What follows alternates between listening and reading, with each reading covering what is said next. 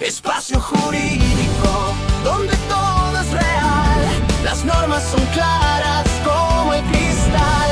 Espacio Jurídico, tu fuerza legal, el cambio comienza si quieres brillar. Espacio Jurídico. Queridos amigos, un gusto saludarlos. Estamos aquí en un capítulo más de Espacio Jurídico, Conoce tus derechos. En este programa tú eres el principal protagonista. Queremos que participes con tus comentarios. Si no estás viendo la transmisión en vivo, no te preocupes, porque también pueden seguirnos en todas las plataformas de las redes sociales, donde ahí vamos cargando cada uno de los programas y también puedes dejar tu comentario y te vamos a ir respondiendo de acuerdo a tu consulta. Este programa es dedicado para todos ustedes y tú eres nuestro principal invitado. Hoy vamos a hablar sobre el litigio en el derecho penal. El litigio en el derecho penal es un proceso judicial a través del cual el Estado investiga, acusa, juzga o sanciona a un individuo. Es un tema muy bonito, complejo, quizás, y estamos con un abogado destacado. Él es el abogado Luis Carlos Bedregal, especialista en el procedimiento penal. Abogado, bienvenido al programa. ¿Cómo le va? Muchas gracias, muy buenas tardes y presto a responder sus preguntas. Doctor, ¿cómo es el litigar en el derecho penal? ¿Cómo se maneja esto en Bolivia?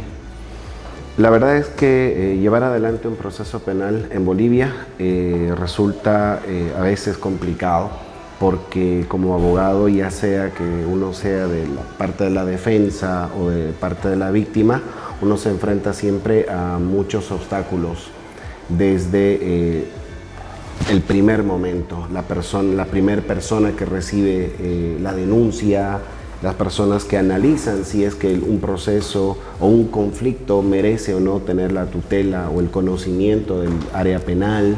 Posteriormente, uno tiene que tener en cuenta que no todas las autoridades son debidamente preparadas para poder llevar adelante la protección de los derechos de las personas.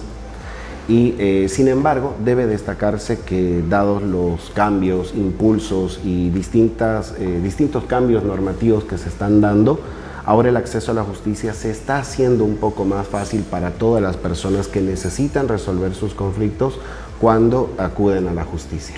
Doctor, ¿cuáles son las características principales en un litigio? Es dependiendo la etapa. En mi área, propiamente hablando, cuando hablamos acerca del proceso penal, tenemos que hablar acerca de la principal característica, que es la oralidad. A diferencia de los procesos civiles, en los cuales los conflictos son de orden o de naturaleza civil, estos son más escritos, es decir, la comunicación entre las partes que están en conflicto es en papel, todo escrito. Sin embargo, en el proceso penal la oralidad se destaca como uno de sus principales principios. Esto quiere decir que los distintos actos que se llevan adelante se los llevan adelante en audiencias en las cuales las personas van y hablan y piden que se les constituya, que se le dé, que se le restrinja algún derecho, puede ser de forma oral, y esto implica que las autoridades también resuelven los conflictos de forma oral. Además, una de las principales características o principios es la publicidad. Esto quiere decir que cualquier persona tiene y puede tener acceso a ver qué es lo que está pasando en los conflictos. Esto colabora con la sociedad. ¿Por qué? Porque la gente, la sociedad como tal, tiene que saber qué es lo que está pasando y que tenga confianza y fe en la justicia como tal. Otro de los principios debería ser aplicado, no lo es tanto debido a la tremenda carga procesal que hay y además que no hay muchas autoridades que atiendan a todos los casos, es el principio de continuidad. Esto quiere decir que una vez que empieza el proceso tiene que avanzar de la forma más rápida posible hasta su conclusión. Esas son algunas de las principales características del litigio en materia penal. Ha habido un video en redes sociales que ha circulado, era de la legislación peruana, en el cual en una audiencia un juez le exige la ropa, no sé si lo ha visto usted, que tiene que ser más formal, incluso la forma de hablar. ¿Esto es común en Bolivia? ¿Pasa o no pasa? Antes sí, antes había una exigencia, por lo menos los abogados varones tenían que usar corbata. Las abogadas tenían que estar de la forma en la que se exhiban menos posible. Sin embargo, ahora, debido a algunas leyes que se han dictado, por ejemplo, la ley antirracismo, antidiscriminación, han abierto la puerta para que todas las personas que pretendan litigar como abogados, por lo menos como abogados, vayan de la forma en como ellos quieran ir a sus presentaciones. Si el abogado quiere, va con corbata. Si el abogado quiere, va con polera. Si el abogado quiere, va con jean, con un pantalón. Puede ir con saco, puede ir con corbata. Es la decisión completa del abogado. Ahora, con relación a la forma en cómo uno litiga, eso ya tiene una connotación propia de cada lugar donde uno litiga. Por ejemplo, hay muchas costumbres por las cuales los abogados empiezan a ensalzar a la autoridad, su excelencia, su magistratura, honorable. Entonces, ese tipo de costumbres ya se están dejando atrás, afortunadamente. ¿Por qué? Porque lo único que hace eso es alimentar el ego de una persona que no debería tener un ego muy alto, por una parte. Por otra, respecto a la vestimenta y la forma en cómo uno va, ya dependerá de cada uno. Hay un lema muy importante que dicen que te van a tratar como te vean. Entonces ya dependerá del abogado cómo quiere ir vestido. Si quiere, va bien. Si no quiere, va como él desee. Entonces esto ya es un poco más abierto. Además, se considera y se entiende también que uno litiga donde vive. Entonces, por ejemplo, acá en Santa Cruz es muy difícil ver abogados con corbata, con traje o vestidos de una forma mucho más sobria. ¿Por qué? Por el mismo clima. Evidentemente hay algunas excepciones y por lo menos en mi caso, cuando yo tengo una audiencia importante, algún juicio, algún amparo constitucional, una acción de libertad, trato de estar lo más formal posible por respeto a la autoridad que va a resolver el conflicto. Doctor, ¿cuáles son dentro ya una audiencia, cuáles son los errores más comunes que suelen acontecer? Bien, yo creo que hay varios, pero eso es propio ya sea de la falta de experiencia y también falta de la preparación que una persona tiene. Errores propios como no conocer el caso, pretender ir e improvisar en una audiencia, gritar, enojarse, creer que botar las cosas o golpear las mesas va a ser un acto que nos va a dar mucho más, pero no es eso. Para mí ese es un gran error. Dicen por ahí que el que se enoja pierde. Entonces el abogado que se enoja en una audiencia está cometiendo un error fundamental, porque las autoridades se dan cuenta cuando una persona se enoja. Y cuando alguien se enoja es por lo general porque se da cuenta que está perdiendo. Otro error muy grande que cometen algunos colegas es atacar a la persona. No se debe atacar a la persona, se ataca el argumento, y cuando atacas a la persona estás desviando la atención de lo que realmente importa. Lo que importa es resolver el conflicto. Sin embargo, hay algunos abogados que se concentran en atacar al abogado o incluso a la autoridad. Esos son errores que desde mi punto de vista son frecuentes. Además, el no conocer el proceso, la historia del proceso como tal, no conocer los antecedentes, no preparar un planteamiento del caso de la forma correcta y, por otra parte, no conocer el procedimiento. Hay algunas personas que lamentablemente no conocen el procedimiento y lo hacen, como decimos por ahí, a puro pulmón. Entonces, este es un gran error desde mi punto de vista. Queridos amigos, estamos hablando sobre litigio en el derecho penal. Enseguida volvemos. Espacio Jurídico. Espacio Jurídico. Estamos de vuelta ya en tu programa Espacio Jurídico. Queremos que compartas esta transmisión. Estamos hablando sobre litigio en el derecho penal. Compartí esta transmisión, participa con tus comentarios. Vamos a aprender juntos un poco más con el doctor acá presente. Doctor, dentro del litigio en el derecho penal hay una parte sobre el interrogatorio. ¿Cómo se lleva aquí en Bolivia y cómo debería ser llevado legalmente? Bien, perfecto. Es muy buena su pregunta, porque muchas personas desconocen la forma en cómo se lleva adelante un correcto interrogatorio.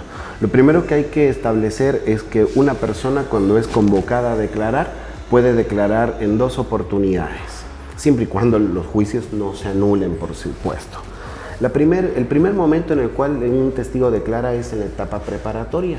La etapa preparatoria se lleva adelante solamente ante la policía y ante la fiscalía. Sí, hay un juez que está por encima controlando que todos los actos se lleven adelante sin violentar derechos y garantías de las partes. Sin embargo, cuando una persona va y es citada para declarar, va y declara ante un policía. El policía investigador ahí te pregunta todo lo que él cree que es prudente y racional preguntar para llevar adelante la investigación.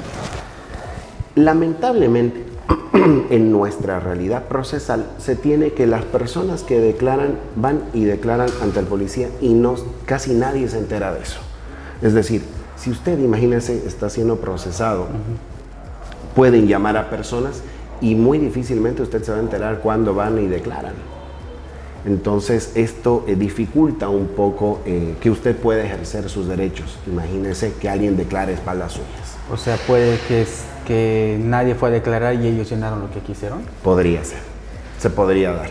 Es más, se han dado situaciones en las cuales, y esto con esto respondo la otra parte de su pregunta, el segundo momento en el cual va a declarar una persona es en la etapa de juicio oral propiamente dicho. En la etapa del juicio oral, ahí las personas van y declaran ante el juez. Y ahí es cuando se someten a un interrogatorio y a un contrainterrogatorio. Ahí es cuando se puede evidenciar si es que la persona declaró o no declaró en la etapa preparatoria. Exacto, precisamente. Uno de los principios fundamentales del juicio oral es el principio de la contradicción. Es decir, antes puede ser que la persona haya declarado a espaldas o bajo cuatro paredes, no hay problema.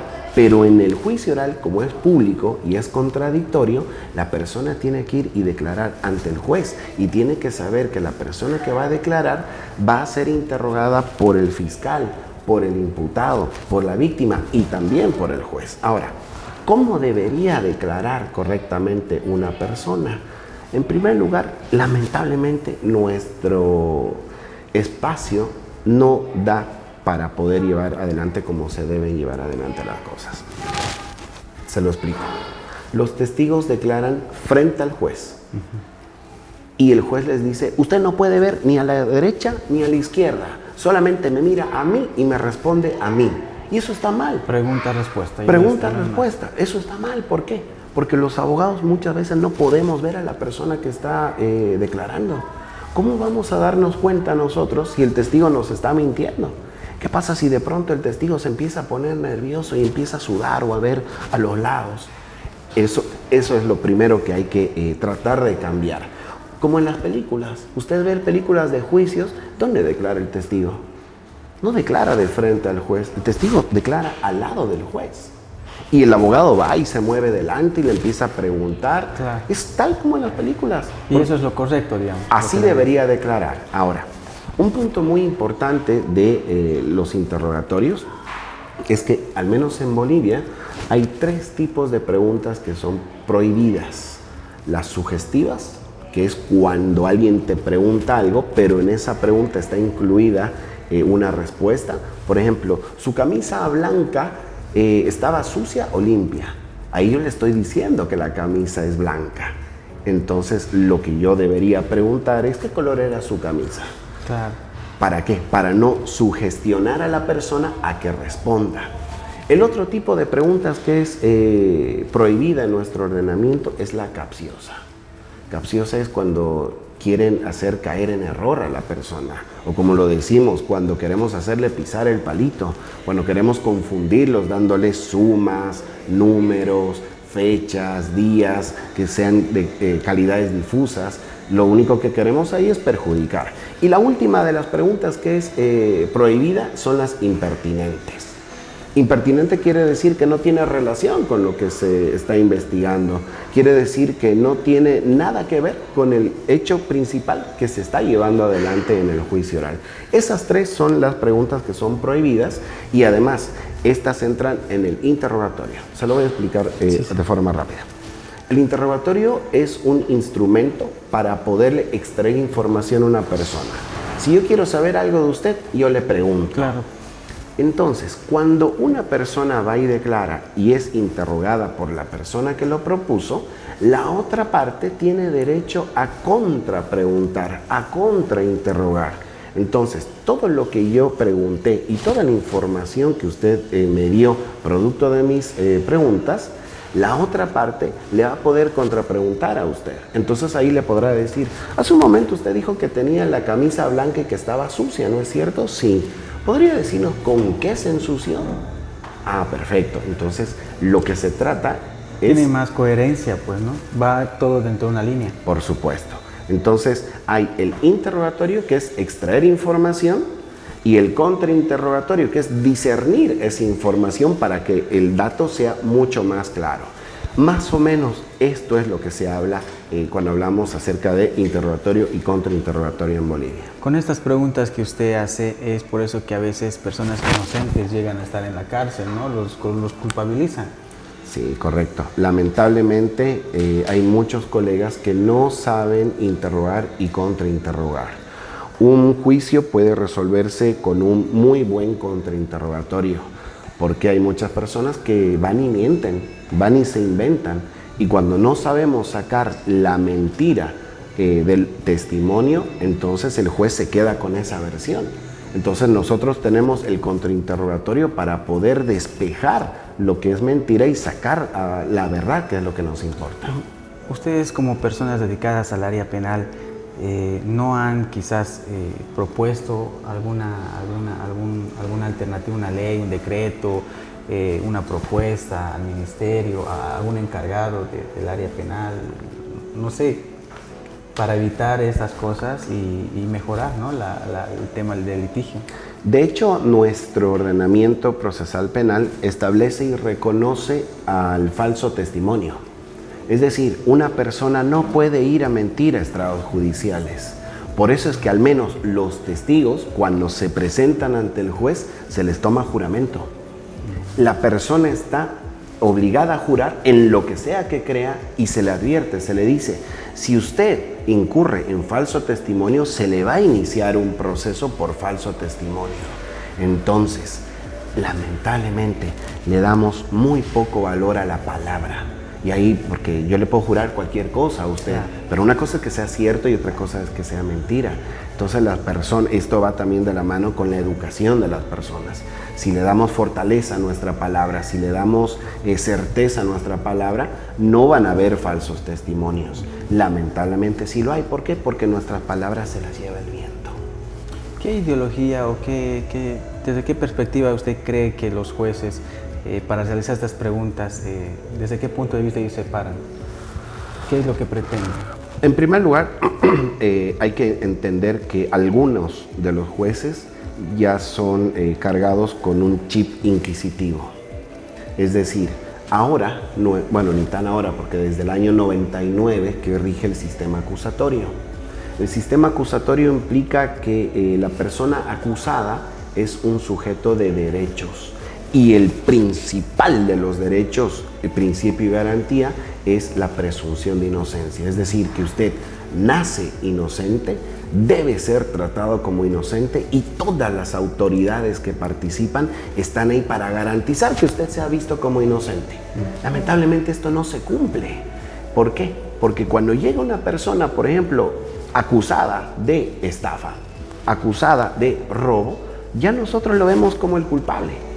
Entonces, lo que tenemos que hacer es cambiar los prejuicios en las autoridades y entender que las personas son inocentes hasta que se demuestre lo contrario.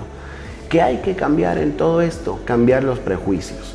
¿Cuál es el problema? Que un prejuicio viene preconcebido en la persona. Por lo tanto, lo que hay que cambiar es la perspectiva de los jueces para que puedan atender a las personas como lo son, inocentes. De que sean culpables se tendrá que demostrar, pero tratarlos como inocentes.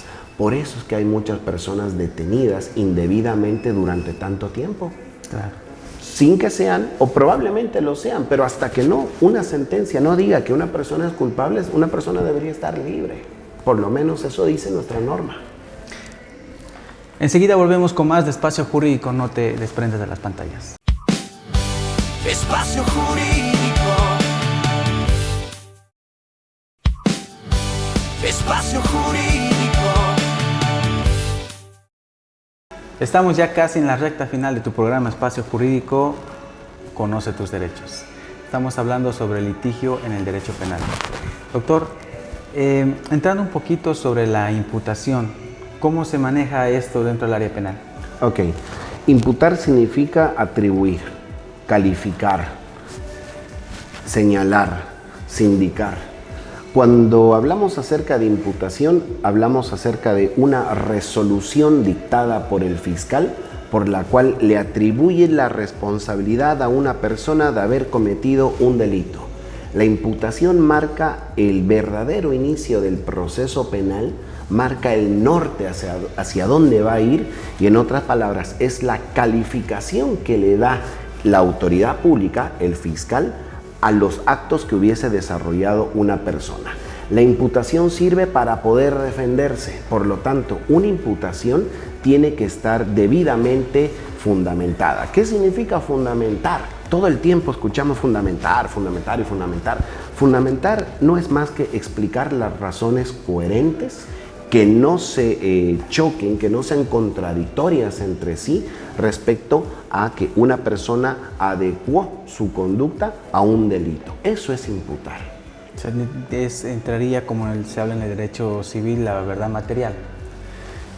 No tiene mucha relación con la verdad material. De hecho, yo estoy muy en contra de la verdad material en el proceso penal. Porque cuando hablamos acerca de la verdad material, hablamos de varias vertientes. Cuando hablamos acerca de verdad material en materia procesal penal, entendemos que el juez puede realizar todo lo que sea con tal de llegar a la verdad. El Ministerio Público puede realizar todo lo que sea con tal de llegar a la verdad. Inclusive, se habla acerca de dejar los formalismos, que en realidad los formalismos son garantías para las personas, con tal de buscar la verdad. Inclusive, en algunos tipos de procesos en los cuales participan niños, participan mujeres, se entiende que la verdad de ellos se sobrepone a la otra verdad del imputado, cuando en realidad lo que debería importar es la verdad procesal, es decir, lo que salga de todas las pruebas para poder llegar a una conclusión. Interesante, doctor. Estamos ya con un tema bastante interesante, el litigio en el derecho penal. Ha estado con nosotros un abogado bastante destacado hablando de un tema interesante. Vamos a una pausa y enseguida volvemos. Espacio Jurídico. Espacio Jurídico. Esto es Espacio Jurídico, Conoce tus derechos. Hemos llegado ya a la recta final. Estamos ya despidiéndonos del programa, pero no queremos irnos sin antes conocer un poquito de la trayectoria de nuestro invitado. Doctor, coméntenos un poquito de su trayectoria en el área jurídica. Ok. Yo salí abogado el año 2011 en la Universidad UTEPSA en Santa Cruz. Trabajé en el órgano judicial. Fui auxiliar de un juzgado de familia. Posteriormente trabajé desde el año 2011 hasta la fecha en un estudio jurídico de un abogado muy destacado, muy reconocido. Es el doctor Jorge Justiniano, que espero lo puedan invitar porque es una referencia del litigio. Él es un experto en litigios como tal. Muchas personas hablan muy bien de él y tiene un muy buen nombre y trayectoria. Desde el año 2011 hasta la fecha yo soy abogado litigante, me encargo de llevar adelante procesos penales, defiendo víctimas, defiendo personas denunciadas por todo lo que son delitos como tal, llevo adelante etapas investigativas, llevo adelante juicios orales, sobre todo juicios orales y también recursos desde esa fecha hasta ahora. Doy clases en algunas universidades a nivel posgrado. A veces me invitan a dar pregrado, pero yo prefiero siempre un nivel de madurez un poco más alta y sobre todo lo que es la especialidad. Pude hacer mi maestría en la Universidad Gabriel René Moreno. Hice un doctorado también en la Universidad Gabriel René Moreno. Lamentablemente no defendí todavía mi tesis doctoral. Hice algunos cursos en el extranjero, en Colombia, acerca de litigación, acerca de compliance. Y bueno, eso es un poco acerca de lo que le puedo ¿De comentar. cómo nació su pasión por el área jurídica? No tenía otra opción, porque el derecho para mí estuvo desde que me di cuenta que necesitaba hablar por mí mismo con un fundamento. Esto se lo explico desde al salir prácticamente del colegio. Yo veía muchas injusticias, veía muchas diferencias y en mi familia nadie es abogado, nadie se dedicó. ¿Es el primero? Soy el primero, evidentemente. Ahí, a partir de ahí nace. Doctor, ¿qué consejo le daría a todas aquellas personas que os están viendo? Porque el tema de los abogados penalistas es el pan de cada día. ¿Y qué consejo usted le daría a una persona para que pueda contratar a un buen penalista? Un consejo para una persona es que no se deje llevar por el humo que te vendan. El abogado que te diga que yo lo resuelvo, que yo conozco al juez, que yo conozco a las autoridades, que conmigo es la solución, no es un buen abogado. Un abogado para mí bueno, correcto, es aquel que te diga que vamos a hacer todo lo mejor para poder llevar adelante su proceso. La persona que te asegura resultados no es un buen abogado, es un negociante del derecho. Y la persona tiene que tratar de saber diferenciar lo que es la habilidad del abogado para vender su producto de un correcto abogado. Entonces las personas lo que tienen que hacer es ver qué tipo de seguridades te va a dar. Es como vender un producto, así de sencillo. Entonces van a haber muchos abogados que te van a pintar todo tipo de escenarios y eso no está bien. Para mí, el mejor abogado es el que te habla con sinceridad absoluta, por más dura y cruel que sea, y aquel que te sabe explicar paso a paso en qué consiste cada uno de los momentos procesales que va a significar su proceso. Es más, ya sea una víctima o ya sea un imputado que nosotros o el abogado pretenda defender, jamás permitan que les aseguren resultados. ¿Por qué?